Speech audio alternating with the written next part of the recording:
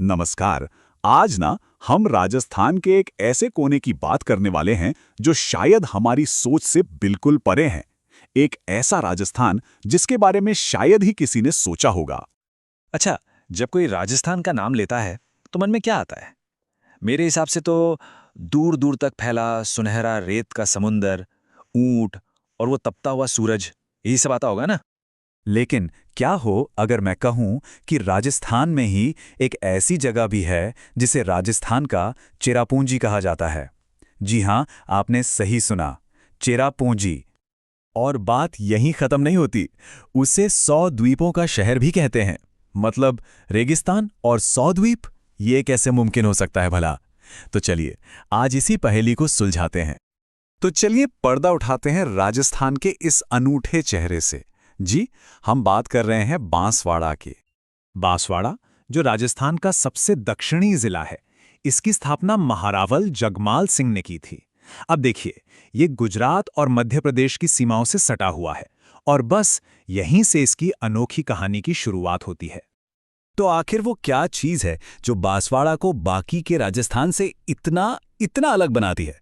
जवाब सीधा सा है, पानी और हरियाली। जरा ये नंबर देखिए, 1400 मिलीमीटर। ये है बांसवाड़ा की अधिकतम सालाना बारिश। और बस इसी वजह से इसे राजस्थान का चेरापूंजी का नाम मिला है, क्योंकि ये पूरे राज्य का सबसे ज्यादा बारिश वाला इलाका जो है। अब अगर इसकी ज्योग्राफिकल लोकेशन को देखें तो ये अरावली की पहाड़ियों के बीच बसा है और यहाँ का क्लाइमेट है सब ट्रॉपिकल मॉनसून वाला। बस इन्हीं वजहों से यहाँ का मौसम इतना अनोखा है जो इस पूरे इलाके को हरियाली की चादर से ढक देता है। और इस सारी हरियाली की लाइफलाइन है माही नदी। इसी नदी पर बने माही डैम की वजह से यहाँ कई सारे तालाब और छोटे छोटे टापू बन गए हैं। और बस इसी शानदार नज़ारे ने बांसवाड़ा को 100 द्वीपों का शहर का खिताब दिलवाया है।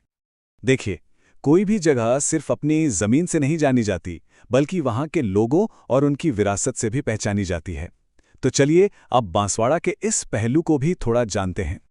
अगर हम 2011 के आंकड़ों पर नजर डालें तो यहाँ की आबादी करीब 18 लाख थी।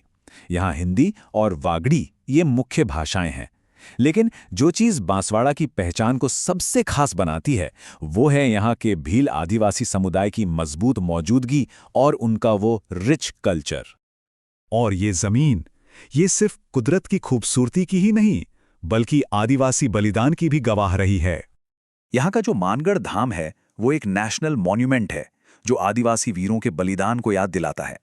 इसके अलावा त्रिपुरा सुंदरी मंदिर जो श्रद्धालुओं की आस्था का एक बहुत बड़ा केंद्र है, और अर्थुना के मंदिर जिनका आर्कियोलॉजिकल महत्व बहुत ज्यादा है। और हाँ, ये तो भूल ही नहीं सकते कि भील समुदाय का संगीत, उनका डांस और उनकी कला, वही तो इस इलाके की आत्मा है।